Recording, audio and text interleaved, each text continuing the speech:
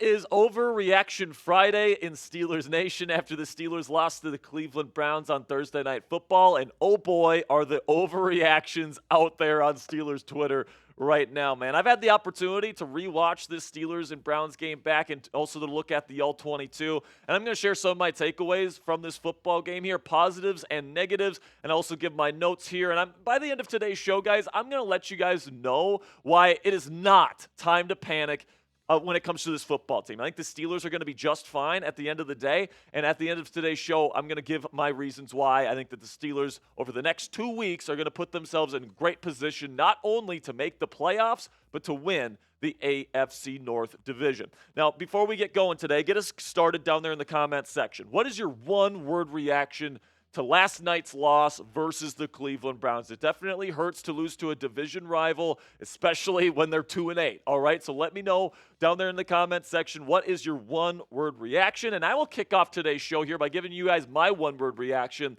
which is funky. Okay, and last night, everything about last night's game was a bit funky, all right? It's a Thursday night football game, so there's less time to prepare for the Steelers, all right? So coaching matters a little bit less. Talent matters a little bit less in terms of the roster, in my opinion, as well. Also, the weather certainly made things funky because, you know, it's not regular football when you're playing on that slippery of a surface in the second half of the football game there. And then also, you know, playing against a division rival also levels the playing field a little bit. So there's a lot of, you know, kind of funky things about yesterday's game that leveled the playing field for Cleveland in this game, despite having an inferior roster, in my opinion. And it got them in the football game. And, you know, at the end of the day, they made more plays.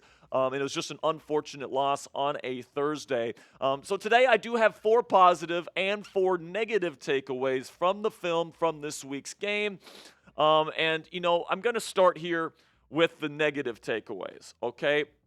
And it's going to be, you know, there's some things that are definitely causes for concern, all right? Overall, I'm still optimistic and hopeful for this Steelers team, but there are things that are genuine concerns about yesterday's football game. The first one, and maybe the most concerning, is that the offensive line got their butts kicked, plain and simply, and really the second week in a row where this Steelers offensive line lost the line of scrimmage battle consistently up front.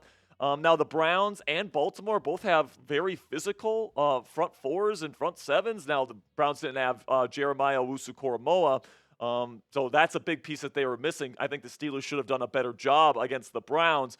But obviously, coming off that physical game against Baltimore, definitely did a number on this Steelers team, and they did look a little bit tired throughout that game. But this is a little bit concerning here because Pittsburgh needs to be solid up front when we get to the playoffs, because you're going to be facing good front sevens and good run defenses and all this stuff, and you can't look the way that this offensive line has looked over the last 2 weeks if you want to have success in the postseason. Because if you know anything about Arthur Smith's offense, it all starts with the running game. You have to establish the run, which opens up the play-action passing game. And if you don't have the offensive line to win the line of scrimmage battle, then you're going to be in a lot of trouble offensively. So this offensive line needs to get it going here down the home stretch, and they need to play better than they have these last 2 weeks if the Steelers want to be legit Super Bowl contenders. Another negative takeaway from the film here is that the Steelers lost this game on 4th down. Okay, and you look at the numbers here. Pittsburgh went 1 for 3 on 4th down, but the Browns went 4 for 4. So when the Steelers needed to make a play on 4th down against the Cleveland Browns, they failed to do so. And kudos to Jameis Winston and the Browns offense. They made the plays on 4th down, needed to be able to move the chains, and even on a 4th down, they scored a touchdown in the fourth quarter there to go up 2 scores. So kudos to them, man. They made the plays that needed to be made. You tip their cap to them. And obviously the Steelers defense needs to do a better job. But really the difference in this game ended up being these fourth down numbers. Then another negative takeaway specifically on defense was Joey Porter Jr. got punked by Jerry Jeudy in this football game. I mean, Jerry had 6 targets. He had 6 receptions. So every single time it was thrown to him, it was caught for 85 yards, and almost every single time he was thrown to, Joey Porter Jr. was the guy on him, and he was getting cooked. Now, I will say, you know, if you listen to anybody that's played in the snow with football, they will tell you that playing defense in the snow is kind of hard, especially at DB, because you don't know where the wide receiver is running to, and you don't have good footing. So I think Joey Porter Jr. will be fine. He had a great game against the Baltimore Ravens the week prior. And I think, when there's a less slippery of a playing surface, I think that he'll have bigger and better days like we've seen from him throughout his career. But make no mistake, he was probably the worst defensive player on the field for the Pittsburgh Steelers last night, in my opinion. Then we get to the final negative takeaway that I took away from this game here, which is that Arthur Smith needs to get right. And honestly, you can tie Mike Tomlin into this as well, because I thought Tomlin's game management in terms of the timeouts, in terms of the personnel he was putting on the field, all this different stuff was just abysmal. And if you're going to put a fair criticism on Mike Tomlin, it's that his time and his game management is certainly not a strength of his, and it really never has been as his time as the head coach of the Pittsburgh Steelers. But there was multiple times in this game, man, where I look at the play call called by Arthur Smith, and I'm like, what the actual F are we doing this for, Art? I mean, like inside split zone on a 4th and 1? I mean, what are we doing? That is not what you call on a 4th and 1, giving it to Jaylen Warren instead of Najee Harris. He was putting Cordero Patterson out there for a fade on a crucial 2-point conversion. He had his second best deep ball thrower throw a deep ball to George Pickens on a crucial 3rd and 4, which gave Cleveland the opportunity to get the ball one more time and end up winning the football game. I mean, there's a lot of different things from Arthur Smith as a play caller in this game. The concepts weren't always on point. I thought that the situational awareness wasn't great. The personnel wasn't great. And I think Arthur Smith over these last several weeks has not done a great job of putting this offense in positions to succeed. And honestly, Russell Wilson has kind of overcome some of the play calling pitfalls from Arthur Smith over the last couple of weeks. So as we continue on in this season, man, Art's going to have to get a lot better if the Steelers are going to be legit title contenders as we head down the home stretch. So what say you guys? Let me know down there in the comments section. Is Arthur Smith a top 20 play caller in the NFL today? Right now, I would have to answer no to this question, but let me know what you guys think down there in the comments section. Give me a yes or a no for today's pinned comment. In just a second here, I'm going to tell you about today's sponsor at Mando Whole Body Deodorant. And while I'm talking about Mando here, go ahead and give me a yes or a no down there in the comments section. Okay, let's have a word from our sponsor here at Mando. And let me ask you guys kind of a weird question here. How do you guys deodorize your balls in the morning? Most people will just use soap in the shower or even put some cologne down there. I mean, ouch. But after a few hours, that smell starts to fade and a less desirable smell starts to come up during the day. Lucky for you, our friends at Mando Whole Body Deodorant have come up with the perfect solution with their brand new spray deodorant. It won't irritate your sensitive bits because the first ingredient is water, not alcohol, and it's proven to control odor for 72 hours. It also has a 360-degree spray and works upside down, so it's perfect for getting this stuff anywhere on your body from any angle. Take advantage of Mando's special offer just for Steelers Talk listeners, which gives new customers $5 off their best-selling starter pack with code CHAT at shopmando.com. And you guys can, in that starter pack, you guys can get a little mini body wash just like this one. I got a big bottle of this at home here in my apartment in Dallas, Texas, and it just has me smelling fresh all day. If I have a long day at work and, I can only shower once during the day, I mean, it's nice to know that I have Mando to keep me smelling fresh, to keep the sweat relatively away as well. So Mando Starter Pack is perfect for new customers because it comes with a solid stick of deodorant, Cream 2 deodorant, 2 free products of your choice, like that mini body wash that I mentioned. It comes in cologne quality scents as well. I love the bourbon leather scent, by the way. Then they also have great deodorant wipes if that's more your thing. Plus, you get free shipping here with this starter pack. So luckily, I have the discount code to help you get hooked on my favorite smelling whole body deodorant on the market today.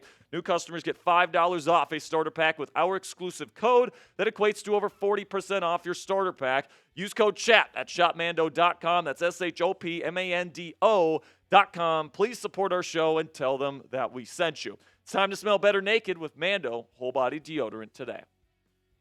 So now that we've gone over the bad stuff, let's go over the positive takeaways here, because there was some positive takeaways to come out of this football game. Was number one, I think Russell Wilson was probably the best thing about the Steelers offense yesterday. I mean, I know he took that fumble, and I know he took a couple of sacks where he held the ball for too long. All right, but you look at the numbers and you watch the film, honestly, Russell Wilson elevated what was really a poor game plan from Arthur Smith, in my opinion. You take a look at these numbers here. He completed 75% of his passes in those crazy snowy conditions. Not only that, guys, but he was throwing the ball down the field. He averaged nearly a first down per pass attempt at 9.6 YPA. Then also he was 4 for 6 on non-Hail Mary deep passes. So that's 20-plus air yards down the field in the wind, in the cold, in the snow. Russell Wilson was delivering, and then when he needed to come up big with a huge throw in the fourth quarter to take the lead, he delivered with that huge clutch touchdown, taking a huge shot right to the face while delivering a seed to Calvin Austin III in a tight window to get the lead in the fourth quarter on a 3rd and long, by the way, and the Cleveland Browns playing back. So I think that Russ wasn't without his mistakes. All right, he definitely took a couple sacks where he held the ball for too long. Plus, he had that fumble that you just can't have those, obviously. But he was far from the issue for the Pittsburgh Steelers offense. If there's anybody really calling for Russell Wilson to be benched after that performance, I just have to say you need to watch the film, man, because Russ was definitely not the issue this week. I also want to give a big shout-out to Calvin Austin III because he only had 3 catches in this one, but he was open all night, all right? Plain and simply. He also had 2 big catches. He had that big moon ball in the first quarter, and then also he got that contested catch that we talked about to take the lead, the go-ahead touchdown that Russell Wilson threw him. And, you know, it was hard to see in those conditions. The flurries were coming down. It was hard to see the football, and Calvin Austin III brought that thing down. So good on him, man. And I thought that he was getting open all night long as well. His speed and his twitchiness was really effective, especially when the snow was on the ground because these Browns defenders just had no idea where he was going. So CA3, I think, has had a really good season so far as a route runner. If you're not playing press coverage on him, he's going to get open on you. And he's shown that consistently throughout this season. I think he needs to be a bigger part of this passing attack moving forward, in my opinion. Then another player that got more involved this week than in weeks past was Pat Freiermuth. He had 4 catches. He picked up multiple first downs, and, you know, he made some tough catches as well. So big shout out to Muth, who made some big-time receptions. Good job from Russ, making it more of a priority to get him the football this week. And if I have to give Arthur Smith a little bit of credit, he did make Freiermuth made him more of a priority this week in the game plan, and it's just smart, right? He's such a good short to intermediate safety blanket type of threat. He's got super reliable hands. You got to be targeting this guy on 3rd down quite a bit, in my opinion, especially short and in the intermediate. They did that last night, and it was pretty successful for the Pittsburgh Steelers offense. Then the final positive takeaway I'm taking from this one is that Nick Herbig, man, I mean, if Alex Highsmith is out, you're pretty much in a good spot. Now, obviously, you want Highsmith to be healthy, so you have that 3-headed monster. But Herbig as a starter, it seems like every time he gets a chance to start, he makes a game-changing type of play. Right, he did it last night with that strip sack to give the Steelers the chance to take the lead, which they capitalized on. And, you know, it just seems like every single week he's making one of those plays. He did it against Baltimore with that early forced fumble. I mean, this guy just wins and wins and wins. And he's definitely a starting capable player, and he's definitely on the rise in the National Football League. So big shout out to Nick Herbig for making the most of his opportunities. So up next here on Steelers Talk, why I'm not panicking after this loss. Okay, I know a lot of people are like, oh, you lost to the 2-8 Browns, your season's over. I'm going to let you guys know why I don't think that's the case here in just a second. But first, go ahead and click that subscribe button if you haven't already. We got daily Steelers videos up on the channel, 100% free. We also go live twice a week, not to mention our live watch parties as well for every single Steelers game. And then also we are getting real close to 70,000 subscribers. We're less than 500 subscribers away now from 70,000. So help us get to that milestone right now and join the Steelers Talk family today. So my advice to Steelers fans out there, and I said this on Twitter last night, try not to be too short-sighted here and be a prisoner of the moment. Okay, because I'm old enough to remember here that the Steelers season was over when they lost to the Colts and the Cowboys in back-to-back weeks, sitting at 3-2, and this fan base was depressed. What did they do after that? They rattled off 5 straight wins, and now they're still in sole possession of first place in the AFC North. And remember, when it comes to beating good teams, the Steelers are 5-0 against teams with a winning record this year. So, yeah, you did lose to the Colts. You lost to the Cowboys. Justin Fields was your quarterback, your backup in those games. Then you play kind of a funky Thursday night football game against the Browns. We discussed why all the various aspects of that game made it kind of a weird football game. I'm going to chalk this up right now as a fluke, and I think that this team with the Pittsburgh Steelers, they've shown that they can definitely beat good teams this year as they have a 5-0 record against teams with a winning record this season. Also, they still have sole possession of first place in the AFC North. Even if the Ravens win against the Los Angeles Chargers on Monday Night Football, you're still going to have sole possession of first place. So you're still in a very good spot. Also, something to keep in mind here, guys, is that Baltimore has a tough stretch of games here over these next 2 weeks. This week, they play the Los Angeles Chargers on Monday Night Football, okay? And keep in mind here that teams coming off a game versus the Pittsburgh Steelers this year are 0-7. Playing the physical Pittsburgh Steelers this year takes a toll on the bodies of the players that play against them. And then the next week, they're worse for wear. So look for the Chargers, another physical football team. They're home against the Ravens to potentially pull off the upset. And if that's not enough, you have to go against that physical Chargers team to playing another physical team in the Philadelphia Eagles at home. So I think that it's very possible that the Ravens could lose both of those games. And then, you combine that with the 2-game outlook for the Steelers. And I actually like this 2-game outlook here over the next 2 weeks for the black and gold. You get the Bengals on the road. That won't be a walk in the park, but Mike Tomlin is very good when you give him ample time to prepare. He's not as good when you don't give him time to prepare, like on Thursday Night Football. If he's on a bye or off of Thursday night, he's excellent. 13-6 in his career after Thursday Night Football games, and the Bengals defense really stinks, man. I think that the Steelers offense is really going to light it up a week from now with that mini bye. And then you get the Browns at home, where it should be a lot less funky. You get a full week of preparation. You're in front of your home fans. It's probably not going to be as snowy as it was last night. I think that's going to be a lot more of a normal football game, and I think in those situations, the Steelers are very much primed to beat the Cleveland Browns. And the way that I see it right now, guys, is what I just said. I think that the Steelers are in position to win these next 2 games, and if the Steelers beat Cincinnati and then they beat Cleveland, and people can kind of, take a deep breath and kind of, in hindsight, look at this Thursday night loss and say, yeah, that was kind of a fluky game, and you're sitting at 10-3 down the home stretch. You've pretty much already locked up your spot in the AFC playoff picture. I think if you can get the ship rightened here in the next 2 weeks, this fan base can definitely take a deep breath and really get back to believing in this football team again. But I'm going to tell you guys right now, after losing to that Browns team, the doubters are going to be out in full force. Guys like Cam Newton, guys like Dan Orlovsky, the people that keep doubting this football team are going to keep yapping. And you know what? Let them, okay? I like it when the national media doubts this Pittsburgh Steelers football team. That's when they usually play their best football, and I'm excited to see what's going to happen the rest of this season, but that's just me. So where are you guys at? Let me know down there in the comments section. What's the % chance that the Pittsburgh Steelers win a playoff game this season? Put it on a scale of 0 to 100, 0 meaning no chance they win a playoff game, to 100 meaning they're definitely winning a playoff game.